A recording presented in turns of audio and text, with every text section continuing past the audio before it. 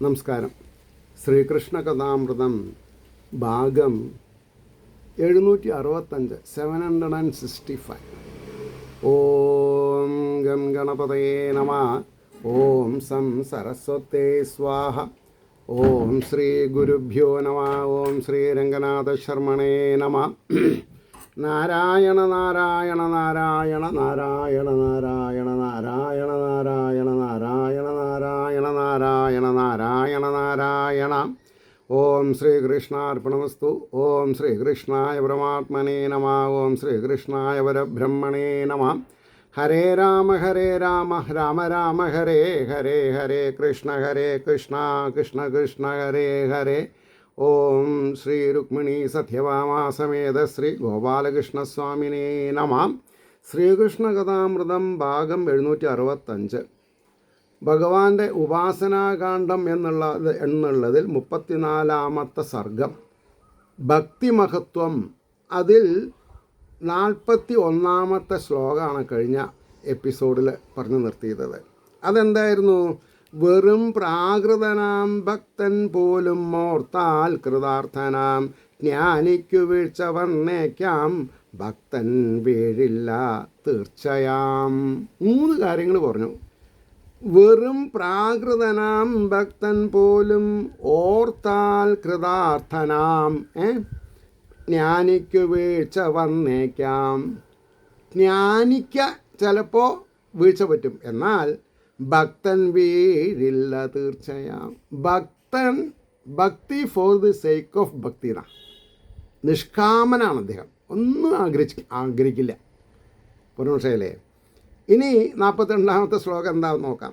വിഷയാക്രമണം മൂലം ഇന്ദ്രിയാധീനനാകിലും, ശ്രദ്ധിക്കണം, വിഷയാക്രമണം മൂലം ഇന്ദ്രിയാധീനനാകിലും അവൻ ഭക്തിപ്രഭാവത്താൽ വിജയിപ്പതു തീർച്ചയാം. ഏറ്റവും സുതാര്യമായിട്ടുള്ളൊരു കാര്യമാണ്. വിഷയാക്രമണം മൂലം ഇന്ദ്രിയാധീനനാകിലും, കണ്ടീഷണൽ ക്ലോസ് ആണ്, അവൻ ഭക്തിപ്രഭാവത്താൽ വിജയിപ്പതു തീർച്ചയാം. ശരണാഗതിയും മറ്റും രക്ഷാകവചമാർന്നവൻ, ശരണാഗതി ആകുന്ന രക്ഷാകവചം അണിഞ്ഞവന് പ്രശ്നമില്ലാന്നാ. ശരണാഗതിയും മറ്റും രക്ഷാകവചമാർന്നവൻ ശ്രവണം തൊട്ട ഭക്തി അംഗം എമ്മട്ടിലുളവാകിലും. ശ്രവണം തൊട്ട 9 തരം ഭക്തി ഉണ്ടെന്നാണ് പറയാം അല്ലേ. അപ്പോൾ ശ്രവണം തൊട്ട ഭക്തി അംഗം എമ്മട്ടിലുളവാകിലും മഹാപാപങ്ങളെപ്പോലും വെണ്ണീറാക്കും അസംശയം. മഹാപാപങ്ങളെ കൂടി വെണ്ണീറാക്കും ഏത്? ഭക്തി. അതുകൊണ്ടാണ് പറയുന്നത് മഹാപാപങ്ങളെപ്പോലും വെണ്ണീറാക്കും അസംശയം, വേവിപ്പാൻ കത്തിടും വന്നി വിറകുന്നത് പോലവേ. ഒരു പാത്രത്തിലൊരു സാധനം വേവിക്കണമെന്നുണ്ടെങ്കിൽ ആ സാധനം തീയിലിടല്ലല്ലോ ചെയ്യണത്, അത് പാത്രത്തിലല്ലേ ഇടണത്. പാത്രത്തിൻ്റെ അടിയിലെ തീ കൊളുത്തണം, അത് കത്തി പാത്രം ചൂടായിട്ട് പാത്രത്തിലുള്ള സാധനം വേവുക ചെയ്യണത്. അതേപോലെ ആണെന്നാണ് പറഞ്ഞത്. അപ്പോൾ ആകയാൽ പോലെന്താം ശ്രേയസാധനമൂഴിയിൽ, ആകയാൽ അതുപോലെയാണ് ശ്രേയസാധനം മൂഴിയിൽ. ഈ ഭൂമിയിലെ ശ്രേയസ് എന്നുള്ളത് എങ്ങനെയാണ്? അതേപോലെയാണ്. യോഗം സാഖ്യതമം ദാനം തപസ്വാധ്യായമീവക.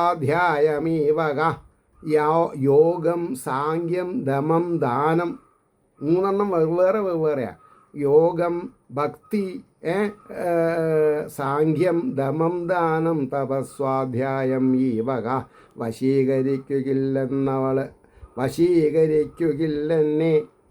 എന്നെ വശീകരിക്കില്ല എന്നാണ് ഭഗവാൻ പറയണോ. ഇതൊന്നും എന്നെ, യോഗം, സാഖ്യം, ദമം, ദാനം, തപസ്വാധ്യായം, ഇതൊന്നും എന്നെ വശീകരിക്കണില്ല. ഭക്തി എന്നെ വശീകരിക്കും. ഇതാണ് പ്രാകൃതനാണെങ്കിലെന്ന് പറയാൻ കാരണം. വലിയ ട്രാൻസ്പാരൻ്റ് വേ ഓഫ് തിങ്കിങ് ഒന്നും ഉണ്ടാവില്ല, പക്ഷെ സംശുദ്ധമായ ഭക്തി.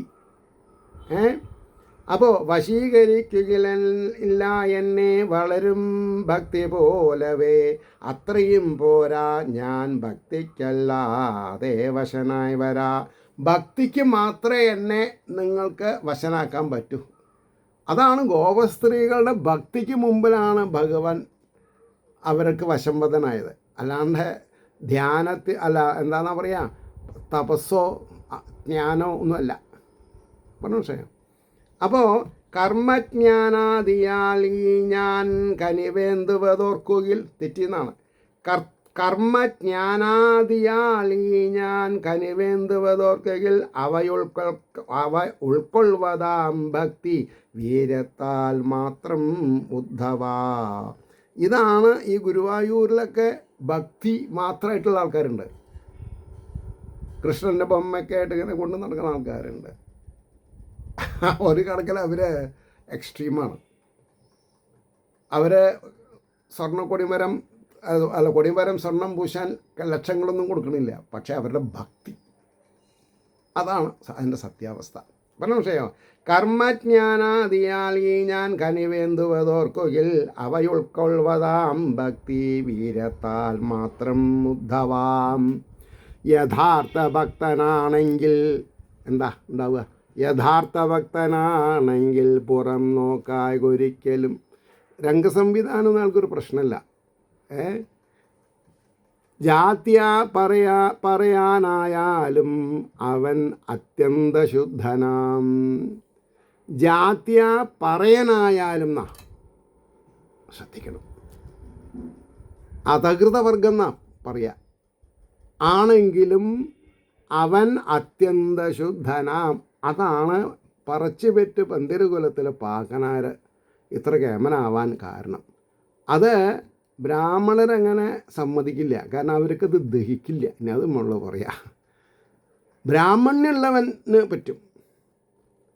ബ്രാഹ്മണ വേഷഭൂഷണങ്ങളിൽ ബ്രാഹ്മണത്വം അഭിമാനിക്കുന്ന ചിലവർ ഉണ്ട്. അവർ സമ്മതിക്കില്ല. അവിടെയാണ് അഭിപ്രായ വ്യത്യാസം എനിക്ക്. പറഞ്ഞു മനസ്സിലായില്ലേ?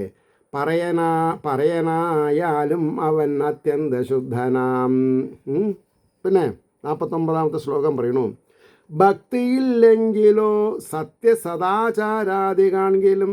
ഭക്തിയില്ലെങ്കിൽ, സിൻസിറിറ്റി ഇല്ലെങ്കിൽ സദാചാരാദി, അവിടെ ഒരു ദീർഘമില്ല.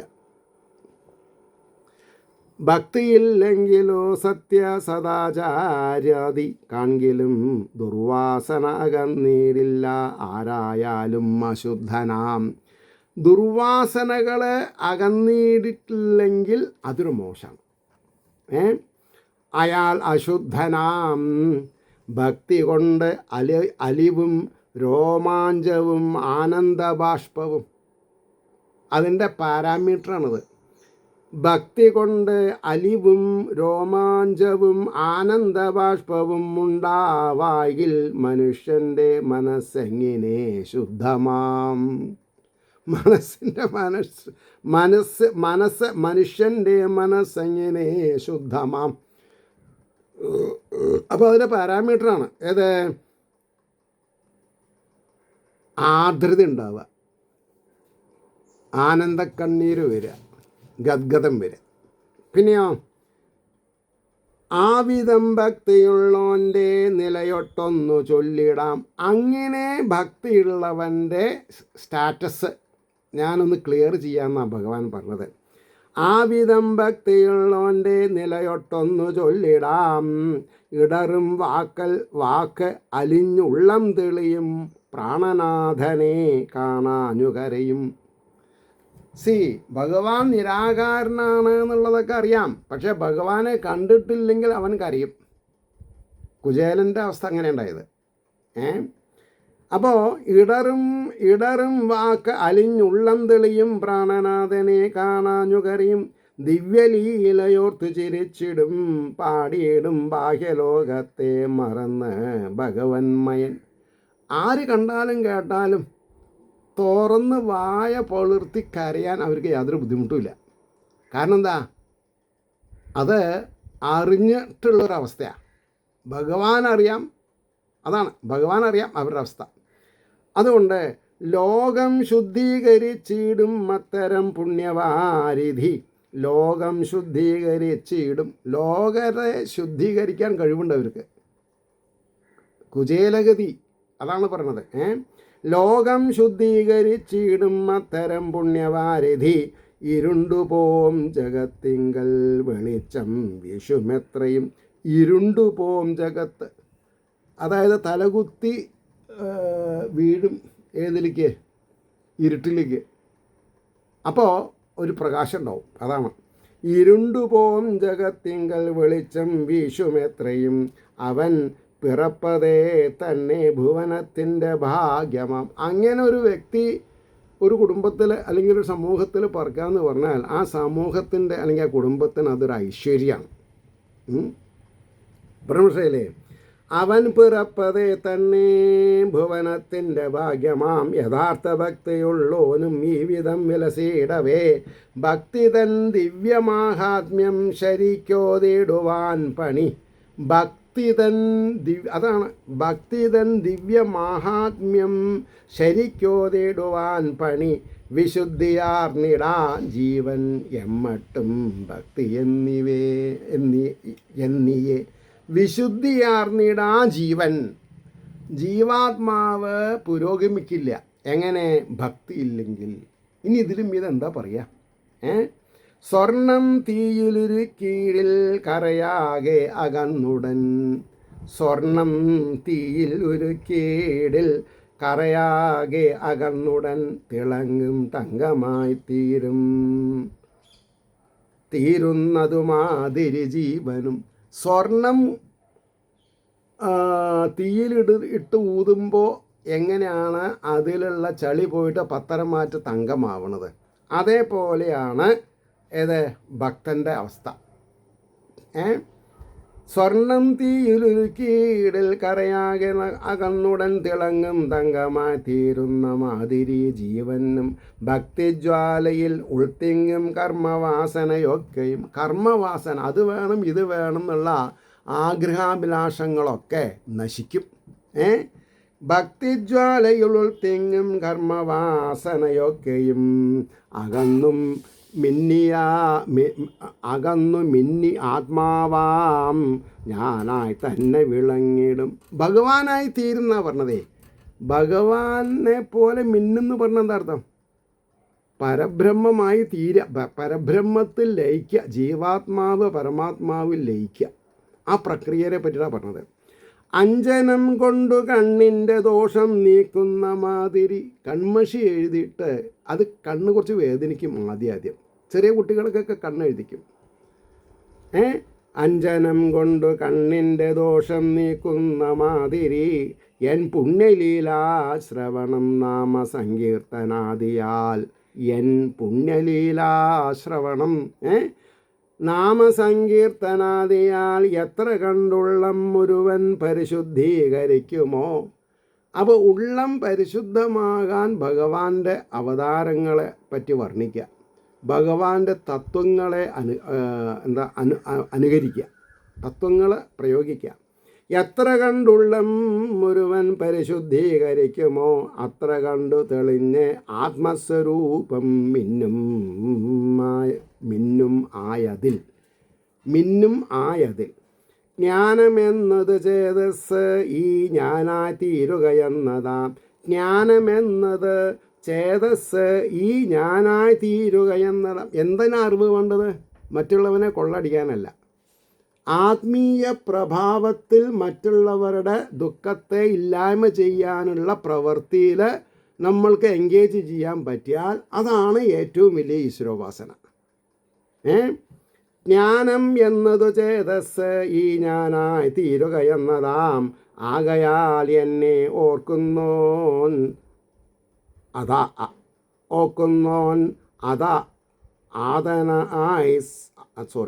ആകയാൽ എന്നെ ഓർക്കുന്നോനത് അനായാസ സാധ്യമാം. ഒരു പ്രശ്നമില്ലാണ്ട് അനായാസം സാധ്യമാം. വിഷയധ്യാനി തന്നുള്ളം വിഷയാകാരമാം വിധം. വിഷയങ്ങളെ ധ്യാനിക്കുന്നവന് ബ്ലഡ് പ്രഷർ കൂടും. ചീട്ട് കളിക്കണം, ചൂത് കളിക്കണം, മറ്റുള്ളവൻ്റെ സ്വത്ത് മാന്തി പൊളിക്കണത്തൊക്കെയുള്ള ആഗ്രഹം. വിഷയധ്യാനാദിതന്നുള്ളം വിഷയാകാരമാം വിധം എന്നെ താനോർപ്പവന് ഉള്ളം ഞാനായി തന്നെ വിളങ്ങിടും. ഒരുത്തനെ തന്നെ നനച്ചിരുന്നാൽ വരുന്നതെല്ലാം അവനെന്ന് തോന്നും എന്ന് പറഞ്ഞതാണ് സത്യം. മനസ്സിലായില്ലേ? വിഷയധ്യാനിതന്നുള്ളം വിഷയാകാരമാം വിധം എന്നെ താൻ ഓർപ്പവനുള്ളം ഞാനായി തന്നെ വിളങ്ങിടും. ഭഗവൽ ഗുണമുൾക്കാമ്പിൽ ആവിധം വിലസിടുവിൽ. ഭഗവൽ ഗുണം ഉൾക്കാമ്പിൽ ആവിധം വിലസിടുകിൽ പാരിൻ്റെ രാഗദ്വേഷാദി സർവരൂപവും മറ്റുപോം. പ്രപഞ്ചത്തിനോട് രമിക്കണം എന്നുള്ള താല്പര്യം ഇല്ലാതെ കണ്ടായിത്തീരുന്ന. ആകയാൽ വിഷയധ്യാനം സ്വപ്നമെന്നോർത്തു വിട്ടുടൻ എന്ത് ചെയ്യണം? ആകയാൽ വിഷയധ്യാനം സ്വപ്നമെന്നോർത്തു വിട്ടുടൻ എന്നിൽ താൻ ചേർത്തിടും ധന്യാത്മാവായി താൻ വിളങ്ങിടും. അതായത് അതായത് പ്രകൃതിയിൽ രമിക്കണം, പ്രകൃതി ഗുണങ്ങളിൽ രമിക്കണം എന്നുള്ളതൊരു സ്വപ്നമായിട്ട് നിന്നാൽ മതി, പ്രാവർത്തിക്കരുതെന്നാ മണിയടിച്ചു അമ്പലത്തിൽ. ആ കോയിൻസിഡ് നിങ്ങൾ ആലോചിച്ച് നോക്കണം. 100% കമ്മിറ്റ്മെൻറ്റ് തരികയാണ് നമ്മൾക്ക് ഭഗവാൻ. അപ്പോൾ എന്നിൽ താൻ ചേർത്തിടും ധന്യാൻ ആത്മാവായി താൻ വിളങ്ങിടും. ഈ മട്ട് ആധ്യാത്മികാര്യത്തിൽ ഉദ്യമിപ്പവനെപ്പോഴും, ഈ മട്ട് അധ്യാത്മകാര്യത്തിൽ ഉദ്യമിപ്പവനെപ്പോഴും പ്രത്യേകമായി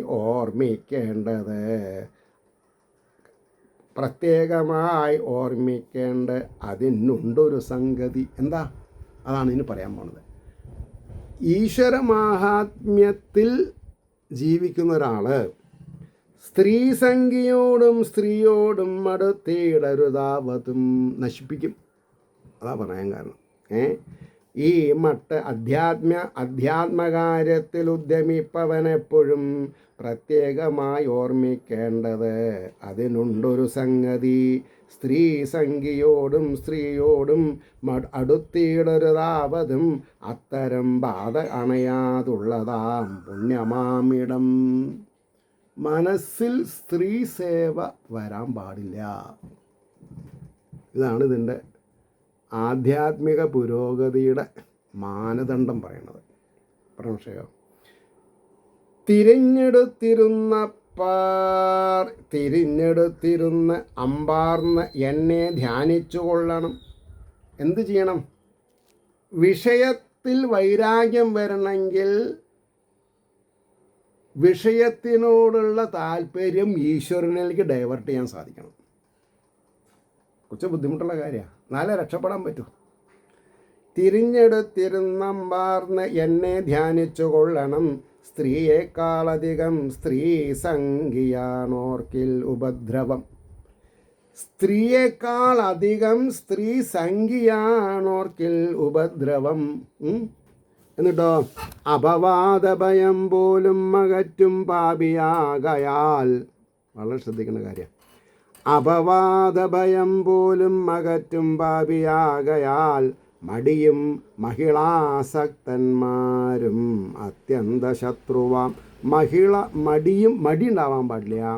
മഹിളാസക്തന്മാർ, മഹിളകളിൽ സക്തത ഉണ്ടാവരുത്. പിന്നെ പറയണു 68 ആ ഒരു ഇതിൽ 68 ശ്ലോകം പറയണു. തേനഞ്ചും മൊഴി ഇത് അലിഞ്ഞു രണ്ടു കാതാൽ പാനം ചെയ്തളവ് അതിൽ ഉദ്ധവൻ വിനീതൻ. അപ്പോൾ ഭഗവാന്റെ ശിഷ്യന്മാരിൽ ഉദ്ധവൻ വളരെ വിനീതനാണ്. അപ്പോൾ തേനഞ്ചും മൊഴി, ഭഗവാന്റെ തേനൂറുന്ന ഈ ഉപദേശത്തിൽ തേനഞ്ചും മൊഴിയിൽ അലിഞ്ഞു രണ്ടു കാതാൽ പാനം ചെയ്തളവതിലുദ്ധവൻ വിനീതൻ. ധ്യാനത്തിൻ വഴി അറിയുവാനപേക്ഷ. ധ്യാനത്തിൻ്റെ വഴി എന്താണെന്ന് പറഞ്ഞു തരുമെന്ന് പറയാണ്. ധ്യാനത്തിൻ വഴി അറിയുവാനപേക്ഷ ചെയ്യുകേ സാനന്ദം സരസിജലോചനൻ തുടർന്നാൻ. താമരക്കണ്ണൻ സരസിജലോചനൻ തുടർന്നാൻ. ഇതി ശ്രീകൃഷ്ണകഥാമൃതേ കലികൽമഷനാശനെ ഉപാസനാകാണ്ഡേ ചതുസ്ത്രീ സസർഗഃ സർവത്ര ഗോവിന്ദനാമസങ്കീർത്തനം. ഗോവിന്ദ ഗോവിന്ദ. ഇനി നമ്മൾക്ക് 35-ാം സർഗം ധ്യാനയോഗം എന്നുള്ളതാണ്. അത് നാളെ പറയാം. ഏവർക്കും ശ്രീഹരിയുടെ അനുഗ്രഹാശിസ്സുകൾ നിർലോഭമുണ്ടാവട്ടെ എന്ന് പ്രാർത്ഥിക്കുന്നതിനോടൊപ്പം ലോകാ സമസ്ത സുഖിനോ ഭവന്തു ആയിരിക്കട്ടെ നമ്മുടെ പ്രാർത്ഥന എന്ന് സ്മരിച്ചുകൊണ്ട് വാക്കുകൾ ഉപസംഹരിക്കുന്നു. നമസ്കാരം. നാളെ കാണാം.